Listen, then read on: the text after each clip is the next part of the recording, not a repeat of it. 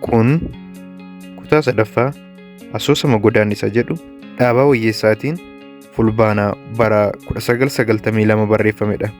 Kutaa tokkoffaa fi kutaa lammaffaa kanneen dhaggeeffanne chaanaalii kana jalaatii pileeylistii jala galuutiin kutaa tokkoo fi kutaa lammaffaa dhaggeeffachuu dandeessu yookiin liinkiin diskiripshinii irra isiniif kaa'u fayyadamuun dhaggeeffachuutii dandeessu. Jalqabarraa viidiyoo kana nam baay'ee bira akka ga'uuf laayik gochuun hin dagatinaa.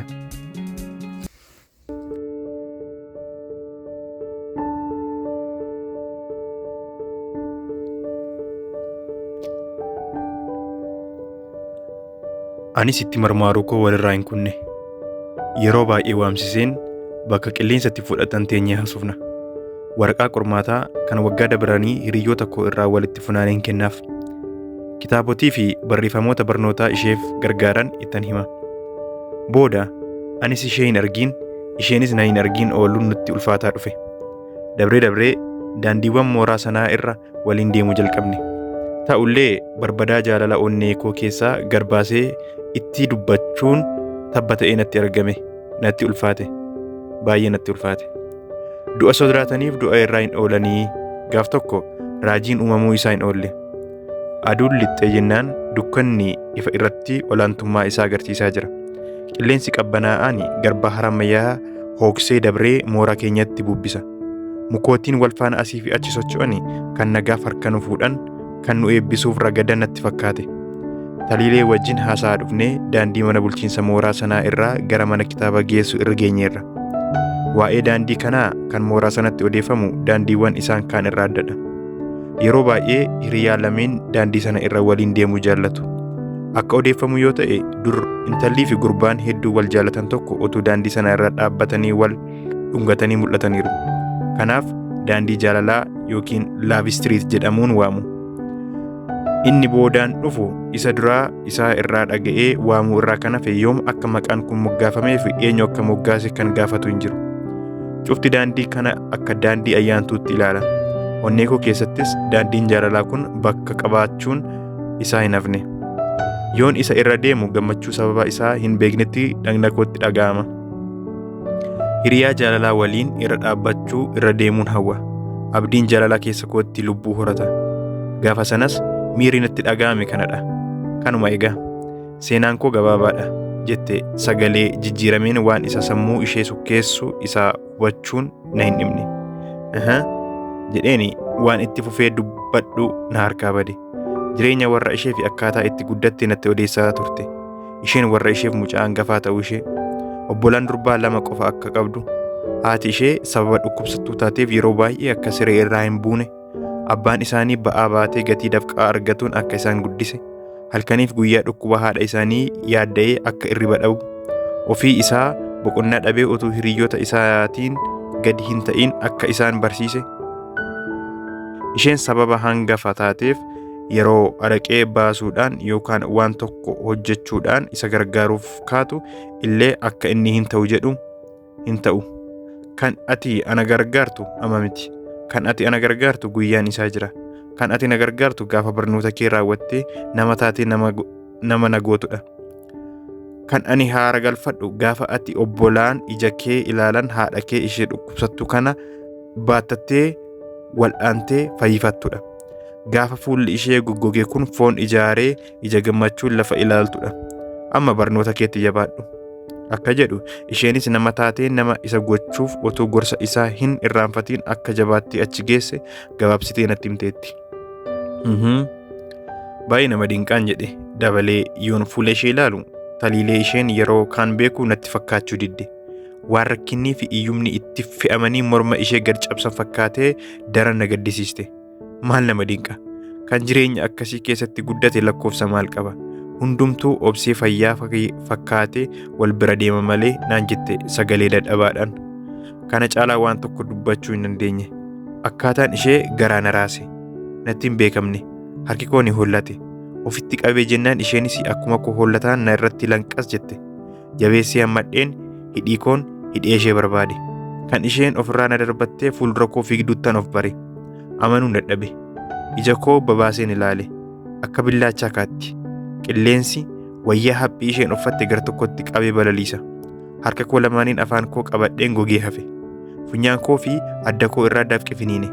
Akka nama fiixee mukaa irraa gad darbatame sammuun koo waliin dha'ame. Laftii fi waaqni natti dukkanaa'e. Sana booda jiraachuuf kanan ta'u yookaan kanan godhuu natti mul'achuu dide. Ergan ishee argee jalqabee jireenyi mi'aan ani abjootaa ture al tokkotti akka eebichaa hadhaa'uu jalqabe.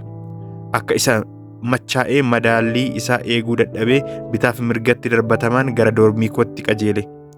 Akkaataa isaatu naaf eeyyamuu dinnaan malee utuun mooraa sana gadhiisee badee fedhii koo ture. Balleessaan koo maal akka ta'e yoon addaan baasii beekuu dadhabeeyyuu mataa koo irratti amantiin ani qabu ni barbadaa'e. Nama Rabbi ogummaa jaalalaa dhorke nama jaallatamuu hin dandeenye godheen of tuffadhe. Yeroon barnootaa ba'u daftara koo kaa'ee gara magaalaa Baatiitti fiiguuf jalqabe. Magaalli Baatii magaala xinnoo mooraa keenya fuulduratti argamtudha. Achi deemee akkuma ijoolleen baay'een godhan farsoo fi daadhiin dhugee hin beekne yeroo wal irratti kakamsu lafti ani irra jiru akka mataa calii na baatee naanna'a. Na baatee sirba. Ka'een deema yoon jedhu nagatan tarsa. Namoonni natti baacu. Haayi ni farshaa'e kaa machaa'e bar jedhanii natti kolfu. Kan yaadni koo gara mooraatti deebi'u yeroo gabaan Baatii inni halkanii jalqabumudha. Kun haaraa isinitti ta'uu mala. Garuu dhugaadha. Kan magaalattii Baatii adda godhu gabaa halkanii qabaachuu isheedha. Namoonni naannoo sanaa erga lafti dukkanaa'ee hanga sa'aatii 9 fi sa'aatii 10tti faanosii fi kurraazii ibsatanii wal irraa bitanii walitti gurguru. Namni halkan gabaa Baatii ba'ee kan barbaade bitatee deebi'a. Ani egaa kanin galuuf ka'u yeroo faanosii fi kurraaziin gabaa Baatii ifuu jalqabu jechuu kooti. Guyyaa 5 booda Taliilee fi Waynisheetiin wal biratti argee immoo matumaa iyyuu narraa ta'e. Daftara koo doormii kaa'ee gara Baatiittan kaataa jira. 4 ta'anii fuuldura laawunchii dhaabbatanii haasa'aa jiru. Waan natti kolfan se'eeni otoo mataa koo ol hin qabatiin bira darbee sokke. Silaa lafti banamee nama liqimsuutii akkuma isaattan Baatii ga'e. Daadhii fi farsoon afachu si qaqqabnee jirra. Eenyuun illee hin qaanfatiin jedhanii harka bal'isanii na fudhatani. Of keessa na dhoksuuf gaafa sana deebi'ee hin galle. Akkamitti akkan bulee fi eenyu wajjin akkan bule garuu himuun haafuutii ofii koo iyyuu hin beeku. Ganama yeroon dammaqu kophee koo irraa kan hafe uffanni na irraa baafamee hin jiru. Qabattoo fi surreen koo siikameera. Boobuun mataa koo lamatti baqaqsuuf jedha. Fooliin mana sana keessaa funyaanitti dhufu nama jibbisiisa. Galgala nan huqisiinan hin hafne jedhee yaade. Deebi'ee immoo isan kaleessa keessa tureen yaada koon ilaale. Taliilee fi Waynisheet waan quba natti qaban natti fakkaata. Shamarran kaanis quba sana faana bu'anii ana ilaalu. Kolfi isaanii gurra koo keessaa iyya. Ijoolleen mooraa sanaa raajii koo walirraa fuudhanii afaan mi'eeffatu. Maqaan wiixataa baatee kibxata hin deebitu jedhani barana mata duree kolfaa ta'uu kooti. Bara Igiriis raajiin kan koo caalu in argamu yoo ta'e isuma akka mammaaksaa walitti dabarsu. Safuu salphinaa, safuu qaanii, sireen irra ciisu irrattiin gad gombifame. Balballi banamaan yeroon mataa koo ol qabadhu dubartiitu fuuldura koo dhaabbata. Hubachuu dadhabeen ija koo irraa haqadhe. Ol ka'i kaa'aboo fuula kee ifirraa dhiqadhu jette Almaaz. Dubartii mana bunaa ani dhaquu baay'isu maqaan dhaloota ishee Haalloo akka ture gaaf tokko natti himteetti. Gaafa sana maaliif maqaa dhaloota kee jijjiirte jedhee gaafannaan maqaan Haalloo jedhu mana dhugaatii fi hoteelatti hin hojjetu. Mana bunaa seenuu fi an maqaa kiyya jijjiire. Inni isheen jette yeroo hundaa na dinqa. Osoo mataan koo akka dhagaa natti ulfaatuun harkifamee ol jedhe. Halkan waanan ta'e ishee gaafachuun barbaanne. Siree irra taa'ee ergan kophee koo kaawwadhee booda bishaan buuftee na dhiqqachiifte. Fooxaa naaf kenniteetti. Akkamsi dhukkubee jette. Lakki fayyaadha. Maaliif osoon sodaadhuun gaafadhe. Haa maal na gaafatta? Eda akkam akka ta'aa bultee ni beektaa? Ajaa'iba! Kan maraate malee fayyaan akkas hin ta'u. Marti sitti kolfaa bule. Bar osoo mana kana hin taane rakkootu si argata ture. Hanga mataan kee naanna'itti ofirraa dhuudee. Oduu isheen xumursiisne. Naga'e. Amma deemuu barbaada jedheen ka'ee dhaabadhe. Gatii sireen kennine. Meeqa? Qarshii 5,000. Lakkaa'een itti kenne. Kan koos fidikaa jette. yeroon deemuuf fuulduratti tarkaanfadhu. Kan kee immoo maalinni? Ajaa'iba aboo! Kan waliin bulte illee hin beektu? Qarshii 10 baasee itti darbadheeni akka nama waa baqatuu ba'ee kute. Haay! Obsa godhugaa aboo aannan ifirraa dhugii deemi. Hin deebisneef. Deebi'ee ishee hin laalles. Otuu takkaa illee hin dhaabattiin daddafee deemee mooraa yuunivarsiitii seene. Yeroon deemu miilli koo waldhaa waan ta'e fuula koo dura wasa. Otuu ilkaan sodaa onnee koo qarxamsee nyaatuun mana ciisicha dubartootaa bira darbe. Gara bitaattis gara mirgaattis mil'achuu hin barbaanne. Namnis na arguu anis nama arguu hin barbaanne. Yeroodhaa yerootti qaanii du'a caalu du'a. Saatiidhaa saatiitti du'u, daqiiqaadhaa daqiiqaatti, sekendiidhaa sekendiitti du'u, nama baqachuu, namarraa fagaachuu, namaan tuffatamuu. Sammuu koo keessaa yaada akkanatu bilbila. Hangam mana ciisichaa koo seenee riphutti hariifadheen fuuldura koo ilaalee kaataa jira. Abdiisaa! Sagalee yeroo tokko gurra koof nyaata ta'ee turetu natti dhaga'ame. Har'a garuu sagalee seexana barbadaa ibiddaa irratti na waaduuf na waamuu natti fakkaate. Rifeensa mataa kootii hanga qeensa miilla kootti akka cabbiin diilallaa'e. Abdiisaa! Ammas ni dabalame. Otuu hin jaallatiin dudduubatti garagalee ilaale. Gara kootti deemaa jirti. Maal si waama miti hin dhageessu? Ani waan tokkoyyuu dubbachuu hin dandeenye. Harka isheen nagaa naaf hiixatte. Harka koo isa naasuudhaan adoodee itti qabeeni harka fuudhe. Fayyaa keetii? Maaliin mul'attu hoo? Jetteeti akka abaaboo reefuu dho'ee fuula bareedaa natti agarsiifte. Fayyaadhaan jedheen. Sin dallansiise miti? Sin aarse miti? Garuu dhiifama naaf godhi jette harka koo qabattee abjuu malee dhugaa natti hin fakkaanne. Taliilee, anatu balleesse malee ati maal na goote? Anatu dhiifama si gaafata ture. Garuu lammata ija keetti ba'uun sodaadheen jedhee sagalee hullatuun. Isallee dhiise. Balleessaan kan kooti. Ta'ullee bakkee isaa miti. Yeroo hunda sammuu koo mudduutu bakkan jiru na wallaalchise. Si'a sanaaf waan abbaan koo sun fuula dura koo dhaabatee na ilaaluu natti fakkaate. Amma iyyuu harka ishee hin gadhiisne. Namni mooraa sana keessa jiraachuu isaa iyyuu nan irraanfadhe. Yeroon isaas ganama sa'a ta'uu hin hubanne. Taliile, maaf na goyyomsita? Amma dhugaa natti hin dallanne? Amma dhugaa na hin jibbine? Jedheen ofitti harkise.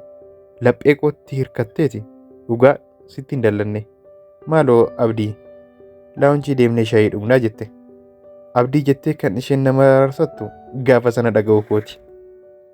Yeroo laawunjii kee seennu namni baay'een hin jiru. Muuziqaan qabbanaa'aan meeshaa qofaan qindaa'e mana hoo'isa. Lamaan keenya iyyuu shaayii qabannee teenye. Kan nutti dubbatu hin jiru. Muuziqaan lamaan keenya iyyuu qalbii hatee nu liqimseera. Daran immoo anaan gammachuu hin sa'iin irratti ida'amee of na wallaalchiseera. Muuziqaa kan miira goblaa baasisee samii irra furguggisiisu, kan lubbuu foon irraa addaan baasee qilleensa keessa balaliisu, kan sammuu balleessee sammuu quufsu, kan gaddisiisee kan gammachiisu,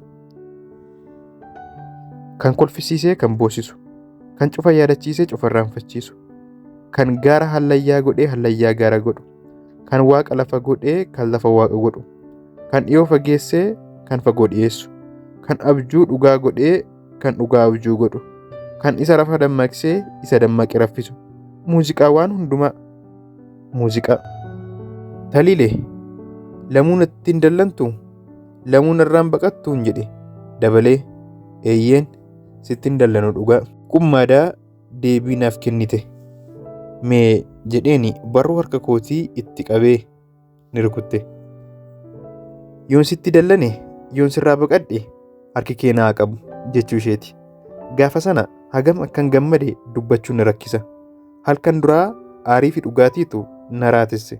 Gaafa sana immoo gammachuu hin sa'iintu dhagna koo ho'isee dhagna koo guutee na macheesse. Erga sanaa Taliileenis arraba ittiin waadaa naaf seente hin dabsine. Kan duraa irra caalaa natti hiiqoo ol qabde. Daandiin jaalalaa inni ani irratti nadhii jaalalaa unachuu hawweesi ni dhugoome. Laabistiriitii irratti deemsa jaalalaa tokko jenne jalqabne. Oollee bullees waliin mooraa sana keessaa baanee baatii geenyee deebi'uu jalqabne. Garuu magaalaa baatiitti hamma barbaanne gammaduu hin dandeenye. Ijoolleen keenya hedduun achi oolu, nu ilaalu. Maal jechuun ayyaanaa fi qalbii nurraa quncisa. Yoo nama ana yookaan ishee beekuu arginu ni rifanna. Wayni isheetu nu argiti. Almaaz nu argiti. Nan na'a.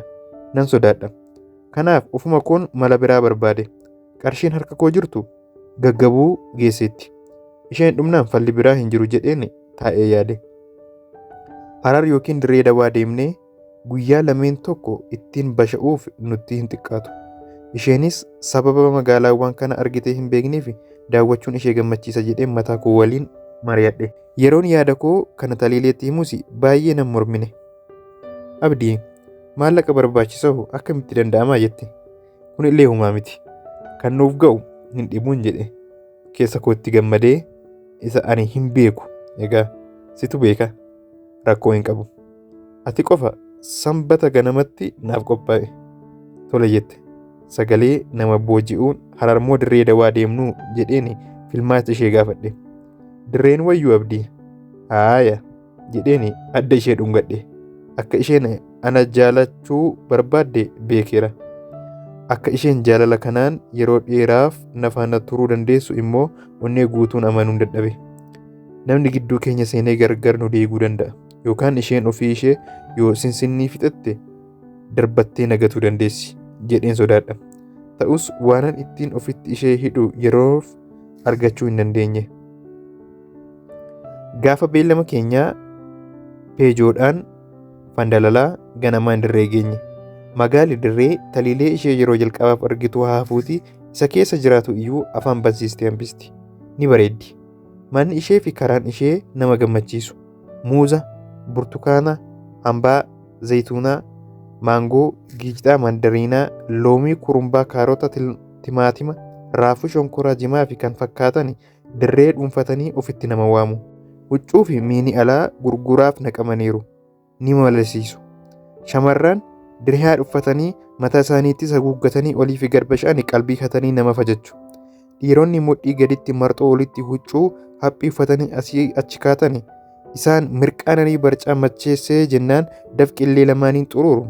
Isaan of wallaalanii akka isa qilleensa irra deemuu ta'an. Isaan laphee isaanii aduu akka abidda waaduuf kennanii dirree keessa diriirfatanii ciisan yeroo ilaalan nama dinqisiisa. Ajaa'iba jechuudha kan dirree. Dubareen babbareedduun biyya hundaa guuramanii kan achitti wal ga'an fakkaata. Anii fi Taliileen hanga miilli keenya danda'e naannofnee waan hedduu ilaalaa oollee guyyaa sa'aatii tokkotti hoteela tokko seenne. Lamaan keenya iyyuu dhagni nuu bututuun kan nutti dhaga'ame erga teenyee boodadha. Hoo'i waaree boodaa lafa isaas mana isaas nama isaas diimessuu jalqabeera. Laaqana nuuf dhiyaate irra caalaa isaa afaan wal kaa'uudhaan nyaannee fixneetu. Anis isheenis cuunfaa burtukaana adii lallaa'ee ajajanne. Isheen waa'ee isa daawwataa turre tokko tokkoon fuutee natti odeessiti. Ani garuu gartokkee yaadaan dhaggeeffadha. Yaadni koo inni kaani sana booda maal gochuu akkan qabu buusee baasa. Ta'u illee akka durii hin dhiphanne. Yeroo ani ol darbee siree qabee deebi'u been ni deemna jettee kaatee dhaabatte Taliileen. Eessa? Ni gallakaa hin ga'umoo jette. Takka akka sodaachuu ta'een turni deemna. Al tokko kottu jedheen harka ishee qabadhe. Na faana buute. Yeroo balbala albeerguu geenyu dubbiin isheef galte fakkaata. Ani moo Abdiisaa akkamitti? Akkam godheen mana siree seena jette sagalee sodaatiin. Taa'umsaaf as wayya maaloo Talii. Ati immoo muka hin ta'in jaalala beeki jedheen harka ishee jabeessee qabe. Yoo diduu barbaadde iyyuu mufachuu koo sodaattee callistee siinte. Isheen lafa. Ani keenyaan ilaallee erga xinnoo turreen booda abbaan koo haa du'u. Ati nama miti. Maaf siin galuun jedheen. Barruu harka ishee sukkuumuu jalqabe. Natti garagaltee las gootee na ilaalte. Ilaalchi kun sagalee malee nama naasisa. Jabina sarbii abboommii ishee jala nama oolcha. Gad ba'een biiraa 2 burcuqqoo waliin ajajee deebi'e. Dhufnaan yeroo hin kennineef burcuqqootti guutee fuuldura ishee kaa'een ofii koos buufadhe. Diduun dandeenye. Burcuqqicha ol fuutee irraa unatte. Ammas xinnoo turtee jabeessitee abbuuqqatte. Ni liqimsameef. Ka'ee dubartittii waameen dabalsiise. Garuu ani kanaan dura waan tokko dhugee hin beeku naan jette. Homaa miti. Kun waan tokko siin godhu jedheen harka koo sarbaa ishee irraan kaa'e. Dhugaatii sanatu hojii isaa hojjechuu jalqabeen se'a qaamni ishee walitti gudunfamee hiikamaa sammuun ishee boqotaa dhufee dheeratti hafuura ishee baafachiise. Garuu beeki sitti himeera dafnee deemuu qabna. Oof maaloo yaaddoodhaan onnee koo sooftee fixxee haa ta'u ni deemna amma dhugiin ittiin jedhe. Kanaan dura gaaf tokko illee akka nama wajjin bakka akkasii seenee hin beekne siif galaa miti isa dhugaa raajii na goote jettee ija saalfiitiin na ilaalte. Ofitti qabeen maddii ishee dhungadhe galatoonfachuu kooti. Isheen garuu maal akka taate hin beeku dhagni isheen hiroom'e. Yeroon ilaalu kan koos harki guntuta ishee lamaan gidduu gale. Akka isa fedhii dammaqsuu osoo hin taane akka meeshaa kaanii gogee hafe. Yaa anaa abbaan koo jetteetu utaaltee na biraa kaate. Maaliin jedhe na'ee calluma jettee balbala banattee baate.